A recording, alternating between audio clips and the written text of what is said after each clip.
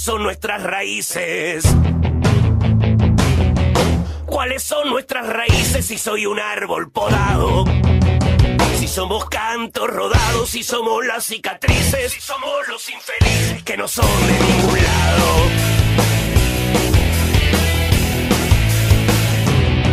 ¿Cuáles son las tradiciones?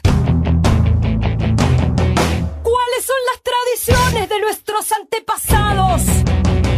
Ser blancos y colorados, ser uruguayos campeones, mantener las ilusiones y ser desilusionados.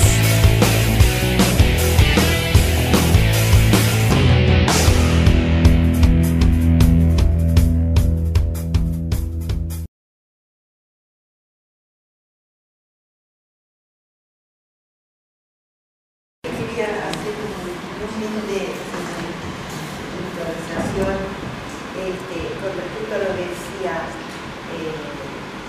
Santiago, que estoy totalmente de acuerdo con lo que planteas. Soy maestra y todavía en ejercicio.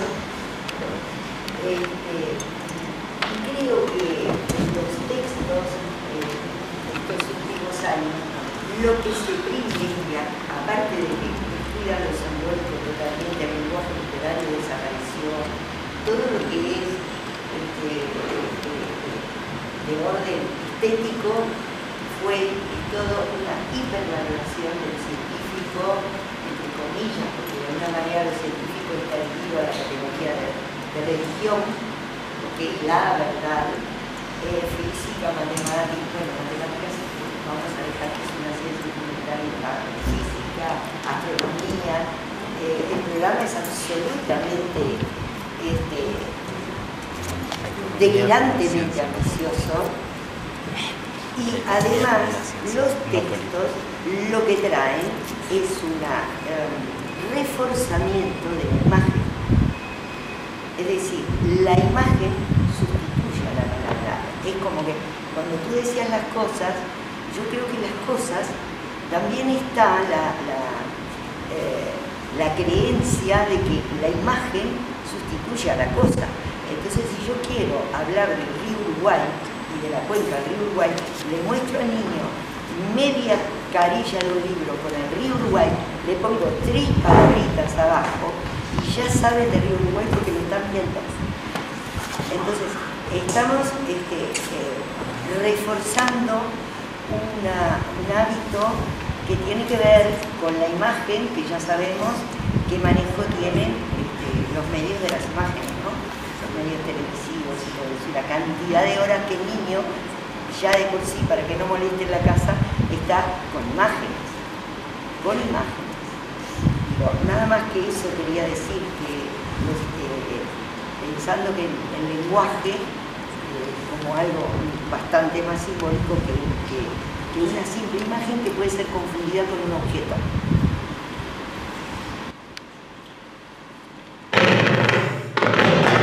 Muchas gracias. Me hizo acordar que hace poco leí en algún lado, no leí toda la entrevista porque ya con eso me pareció suficiente, a un experto en pedagogía que no sé quién era, que decía que ya la educación no tiene que enseñarle contenidos a los estudiantes porque ya tienen todos los contenidos en la televisión y en internet. Me pareció alucinante eso. No sé qué les tiene que enseñar, entonces me resulta misteriosísimo eso de que les tiene que enseñar a aprender, cosas así que como que no se pudiera aprender conociendo cosas o sabiendo o mediante contenido. En fin, me pareció misterioso. ¿Alguien más? ¿Preguntas? Sí. Con respecto a lo que tú decías,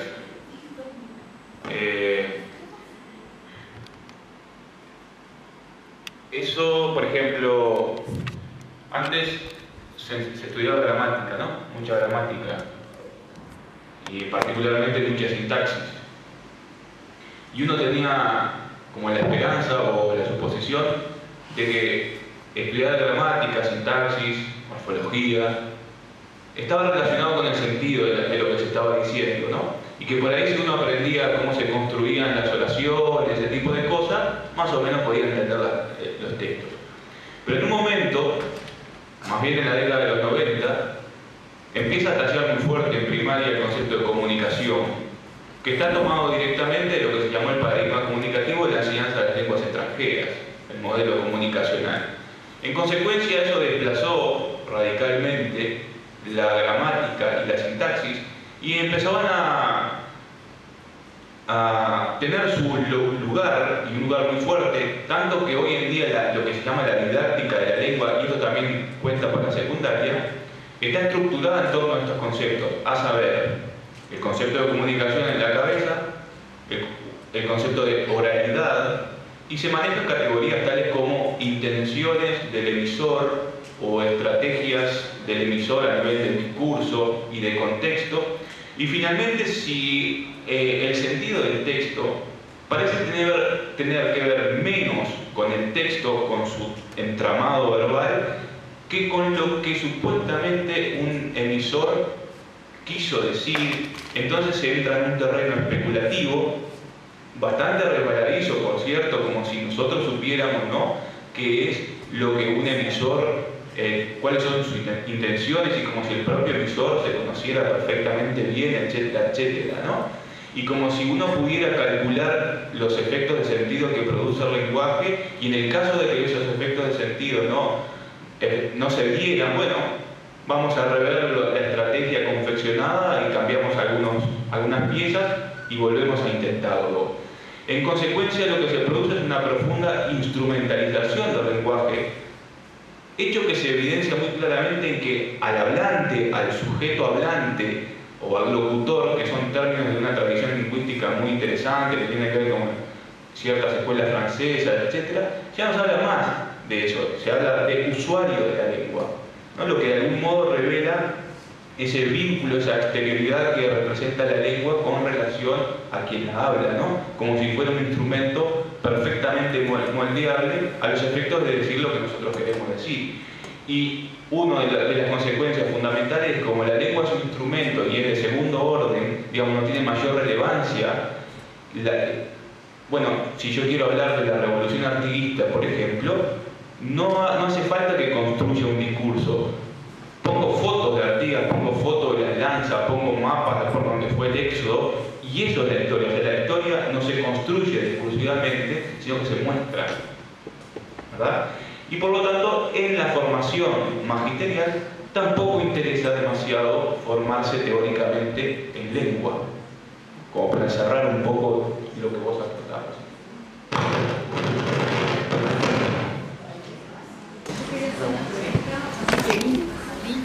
Que me quedó sonando un poco en la cabeza, así cuando tú dijiste como que había que educar sin esperar resultados, ¿no? Como que introdujiste esa afirmación. Claro, y es cierto que nosotros, asistimos como una colonización, ¿no?, del mercado en lo educativo, y hablamos de competencias, de logros, ¿no?, de un resultado que es como un producto.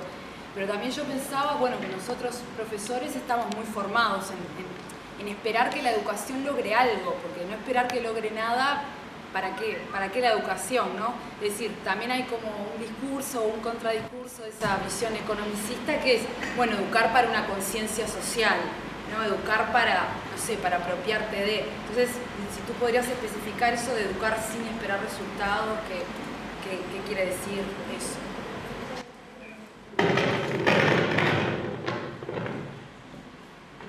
Voy a tratar.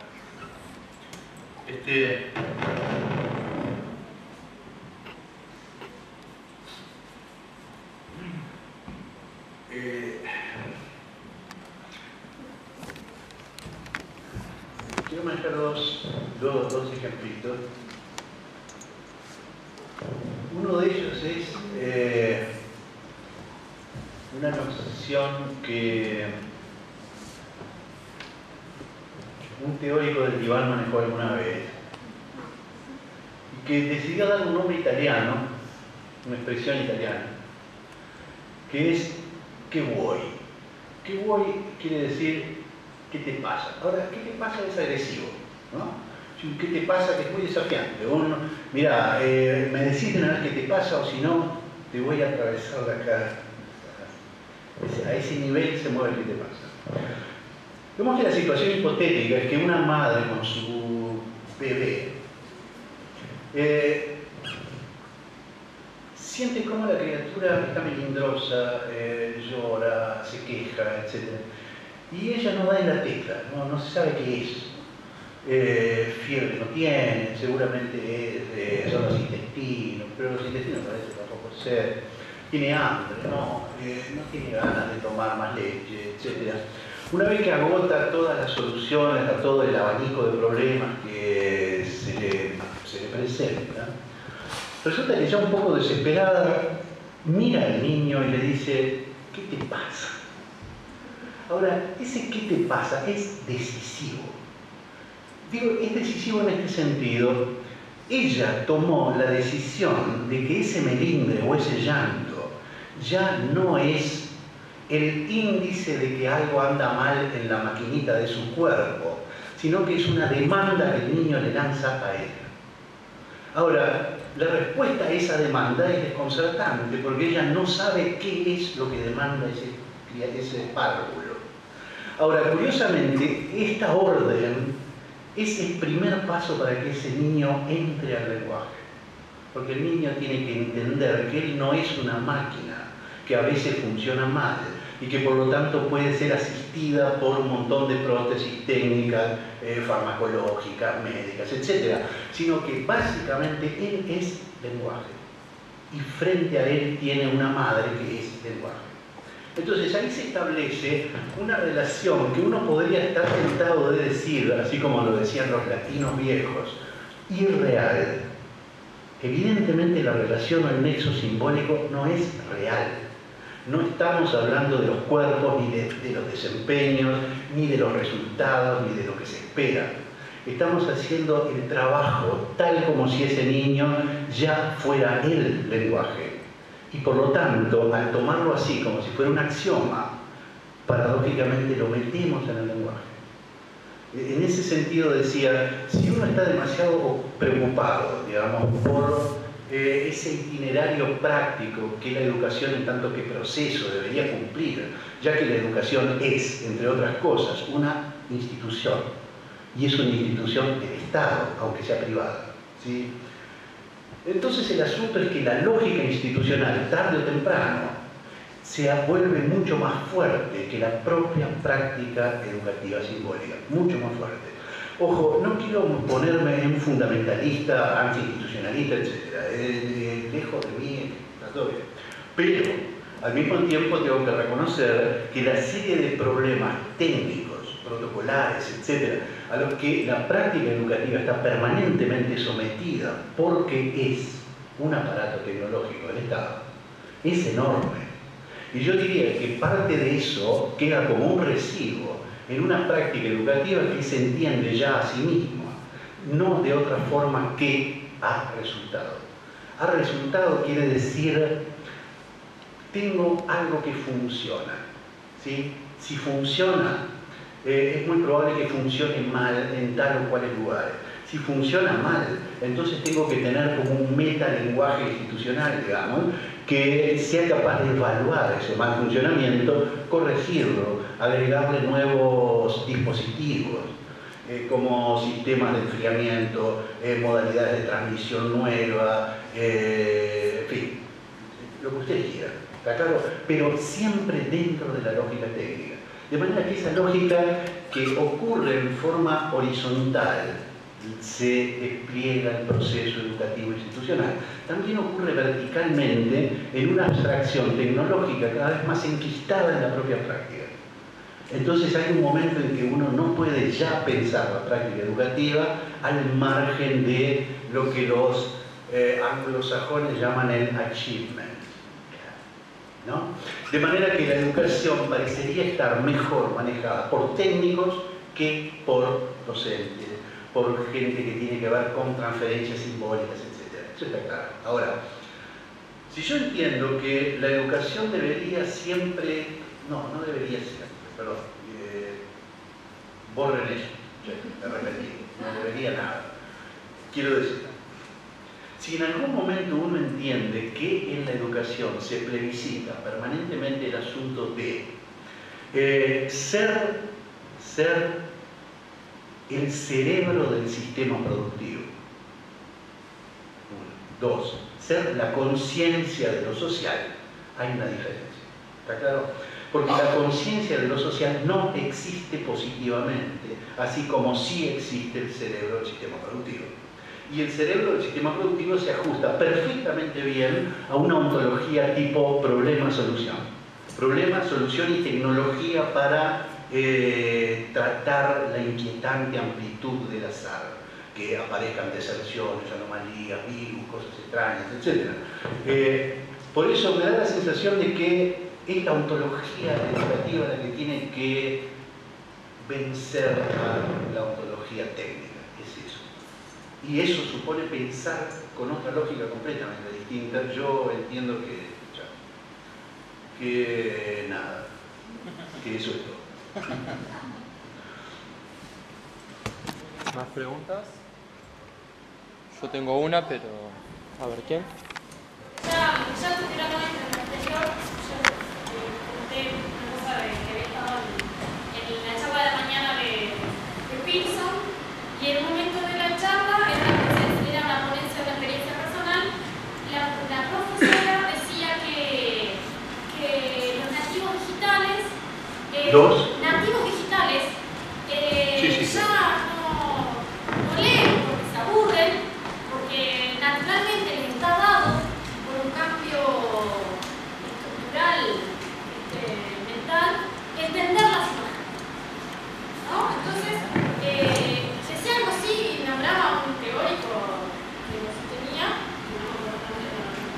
entonces como en ese paradigma, no sé, para mí, ¿cómo juega el ensayo? ¿No? Porque si estamos en eso, con todo lo visual y todo a futuro, ¿no? ¿Cómo sobrevive algo como un ensayo? Cuando nosotros no enseñamos o no valoramos, ¿no? El texto, lo profundo del pensamiento, ¿no? En eso, como decías, de la construcción. Sí. ¿No? Sí. Un poco, pero por ahí va. No, está clarísimo.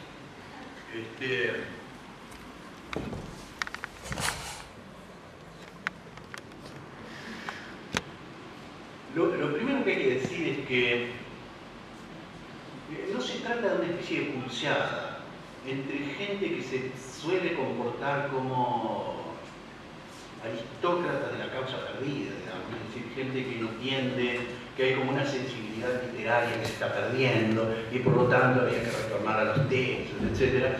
Y por otro lado los integrados al mundo digital, de la imagen, de las máquinas, de las prótesis, etc. Porque eso es como bastante tonto y creo que no resume el asunto. Es decir, me parece que únicamente un integrado de las prótesis, de las máquinas, de la digitalización podría razonar así. Pensar que del otro lado lo que tienen es como fundamentalistas del lenguaje, etc. No, olvidados. Eso no tiene absolutamente nada que ver. Fíjense, hay una cosa que es extraña. Una de las hipótesis más contundentes de Marx, que es la historia como historia de la lucha de clases, se apoya en un razonamiento que si uno lo piensa hoy es raro, ¿no? Uno dice, hay, en el sentido de Kessmann, ¿no? Hay ricos. Luego dice, hay pobres. Da toda la sensación de que lo único que uno hace es ponerle nombre a cosas que hay. Están ahí fuera, en la vida, en la realidad, en la existencia, etc. Y por lo tanto no pueden ser negadas, ya que vivimos todos en esa ontología sustancialista, positiva, etc. Ahora, la hipótesis de la lucha de clases introduce entre hay ricos y hay pobres una forma que es estrictamente relacional, formal y lógica. Dice, hay ricos porque hay pobres. Suponete, para plantearla en forma muy resumida, digamos. Ahora, ese porque no tiene representación alguna en la positividad de las cosas que son. Esa es la pura negatividad del pensamiento. Ahí alguien tomó en principio cosas que están en el mundo y las ligó de una forma que no está en el mundo, por lo menos no está explícita, no está expuesta de esa forma, ¿no? Pero posteriormente me doy cuenta de que cuando razono hay ricos porque hay pobres, la positividad de ricos y la positividad de pobres empieza a ser lesionada por la negatividad conceptual del porqué que las reúne. Quiero decir lo siguiente. Yo puedo hacer así con el dedo y señalarles un rico o un pobre, no me interesa, ¿no? Es decir, si usa Armani no es pobre, si usa acá. A ver. Entiendo que hay como criterios de cuantificación, de como estrangulamiento de individualidades ricas o pobres, etc. Hay una definición aristotélica con un género próximo, una diferencia específica, etc. Si uno va a una facultad como la de Ciencias Sociales, seguramente hay una línea que indica claramente cuando uno pasa esa línea, sale de pobreza y entra en otra zona, etc. Todo bien. Si esa línea, a saber, niveles de ingreso, ¿qué más? Acceso a bienes, a servicios, etc. Niveles educativos, distribución geográfica, lo que ustedes quieran. Si esa zona me da por acá, esa línea me da por acá, soy pobre, ¿no? Si la línea está acá, suerte pila, etc. Andar en refugio, todo bien. Ahora, si yo hago surf sobre esa línea, con una tabla comprada en Miami, no soy pobre, soy rico. Ahora, no es esta positividad la que me interesa cuando digo hay ricos porque hay pobres, porque tanto ricos como pobres ahora tienen un peso conceptual que antes esa especie de positividad que se mide, se dice, se calcula, se anticipa, etc., estaba ocultando. Es decir, que nosotros podríamos llevar este mundo de lo que es o de lo que hay a un nivel conceptual, teórico. Y eso es lenguaje. Eso yo diría, no me lo da una imagen. Claro. ¿Más preguntas? Voy a registrar la pregunta desde la cámara, porque va a ser más sencillo. Antonio, hoy hablabas del tema de la autonomía y de la creación de un lenguaje propio. A mí eso me generó como una rispidez, un ruido. O sea, en primer lugar, que la política se traduce a la pedagogía en lo que eran las revistas de ensayo. Capaz que, si tratando de entenderlo, sería que la política partidaria de aquel momento se traducía a una postura pedagógica concreta. Porque me parece que la pedagogía no puede haber una cosa, van juntas, digamos, la práctica pedagógica tiene sí política. ¿Y cómo sería esa autonomía del lenguaje? O sea, ¿cómo sería eso de crear un lenguaje autónomo para pelear la autonomía? Tal vez profundizar un poco.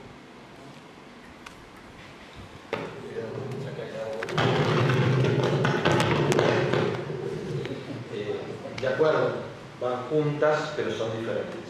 Si fueran lo mismo, no tendríamos tampoco necesidad de llamarlo de una manera distinta. Yo creo que hay especificidades y que creo que esa especificidad de algún modo es la que da sentido en la historia de lo que han sido las luchas pedagógicas de nuestro país, la reivindicación de esa forma particular de entender la relación entre política y educación, que es la autonomía. En realidad es eso, es una política de Estado. Cuando se dice que en Uruguay no tenemos política de Estado en materia de educación, no es verdad.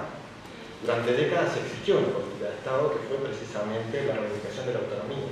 El problema es que lo que no se discute en la actualidad, ¿no?, es que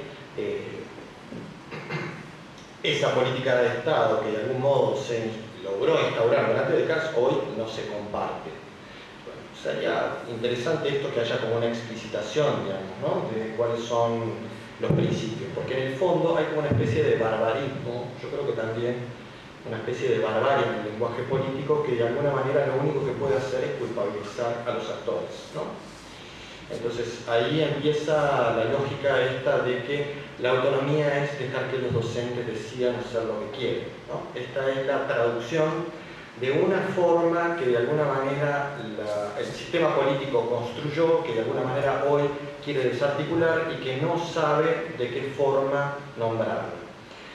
El problema está, y esto es lo que a mí me parece, por eso yo traía lo del lenguaje, puede sonar un poco extraño, es que para poder reivindicar la especificidad, de algún modo, eso tiene que ser nombrado de otra manera distinta.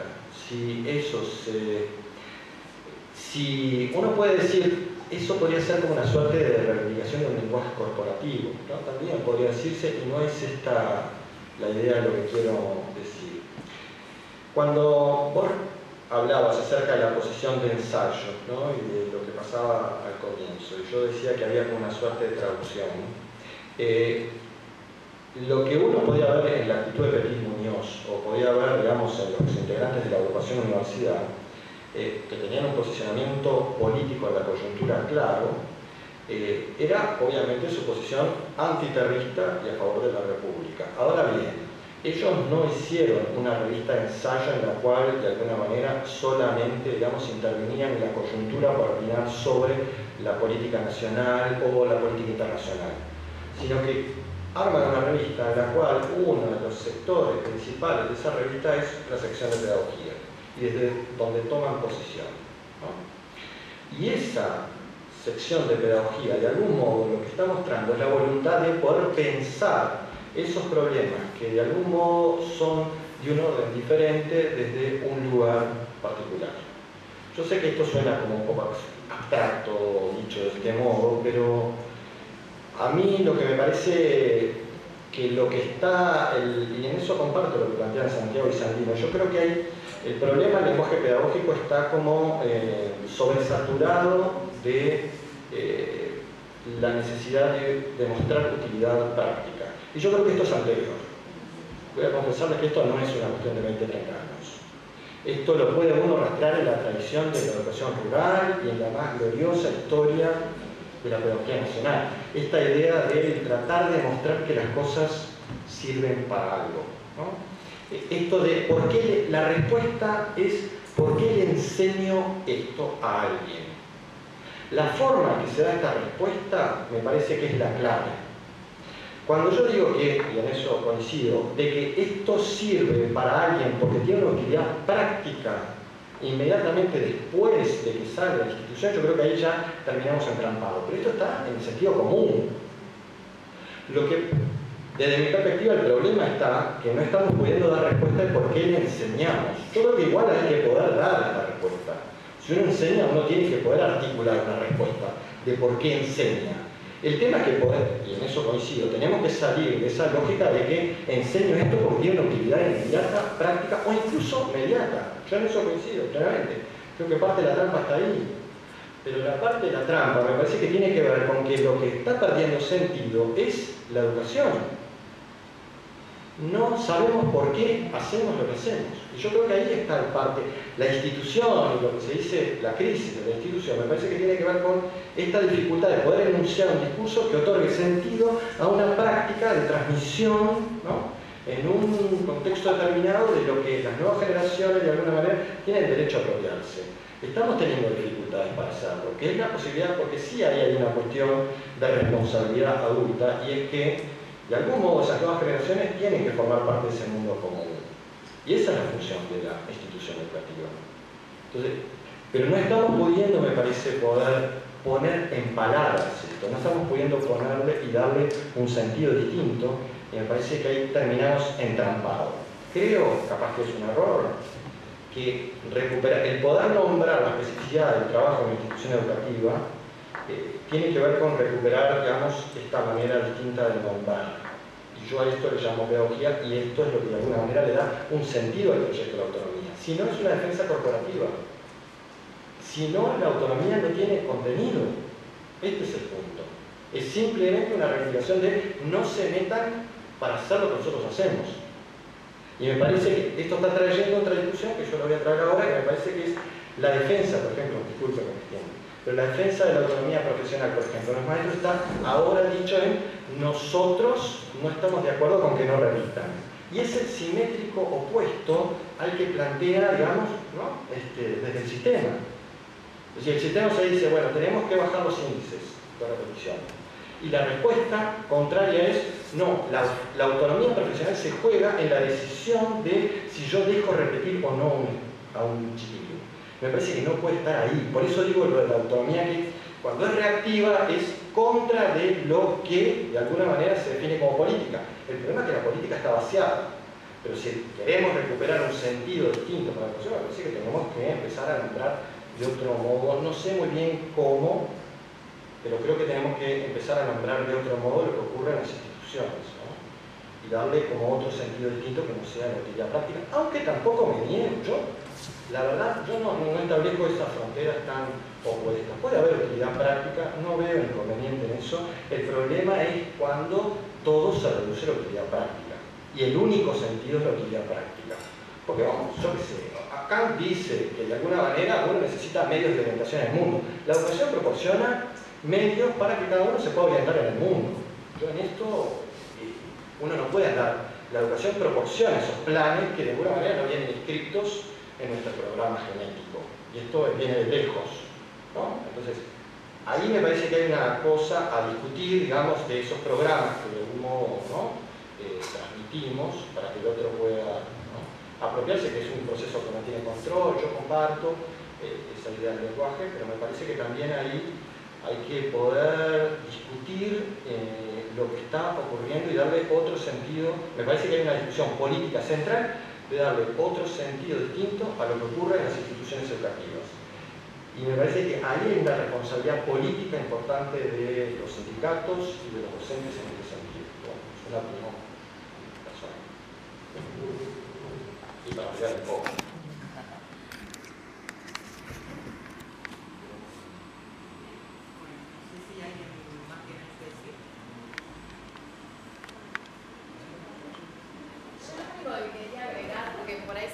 Hablen con Manuela, pero en realidad el trabajo que se hizo desde la comisión, y en realidad el convenio que se logró realizar este año está en la página web, está el formulario, o sea que simplemente es bajar el formulario, completarlo y mandarlo a la federación.